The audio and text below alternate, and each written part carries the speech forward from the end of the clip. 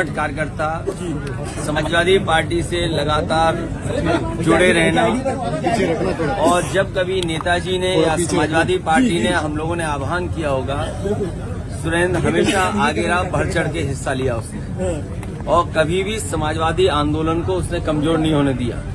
Samajwadi party को मजबूत करने के लिए जो कुछ हो सकता था, अपने संसाधन जुटाना, अपने साथियों के साथ मेहनत करना, लगातार समाजवादी पार्टी को आगे बढ़ाने का काम कर रहा था। आज हमारे बीच में नहीं है, बहुत दुखद है।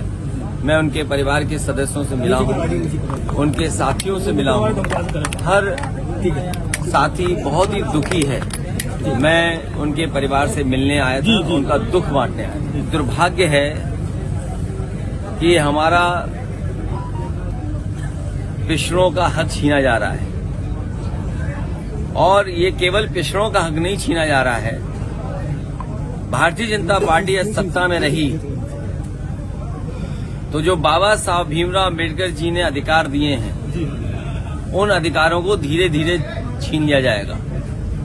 अभी कुछ चीजें दिखाई दे रही हैं और कुछ चीजें नहीं दिखाई दे रही हैं। भारतीय जनता पार्टी हमेशा आरक्षण विरोधी काम किए उसने।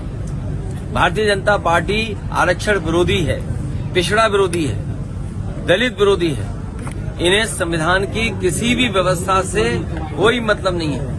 जो बाबा साहब भीमराव अम्बेडकर जी ने अधिकार दिए थे, उन अधिकारों को धीरे धीरे भारतीय जनता पार्टी छीनना चाहती है, और जितने भी उनमें पिछड़े नेता हैं वो सब मुंह बंद करके बैठे हुए हैं। तो आरक्षण खत्म हो रहा है, ये सब छीन लेगी भारतीय जनता पार्टी। राहुल जी ने न्योता दिया है आप लोगों को। अरे न्योता, हम तुम्हारे सामने खड़े के न्योता हो तो बता दो, अगर तुम्हारी जेब में हो इन्विटेशन तो हमें बता दो। भारत जोड़ो यात्रा। अरे भाई, मैं क्या कह रहा हूँ, आरक्षण बड़ा सवाल है।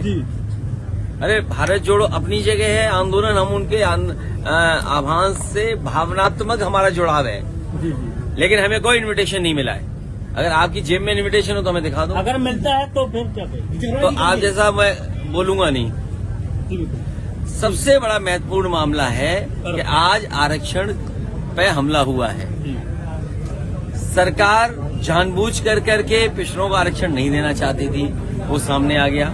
अभी तक तो हम लोग नौकरी के लिए चिल्ला रहे थे कि नौकरियों में आरक्षण छीना जा रहा है।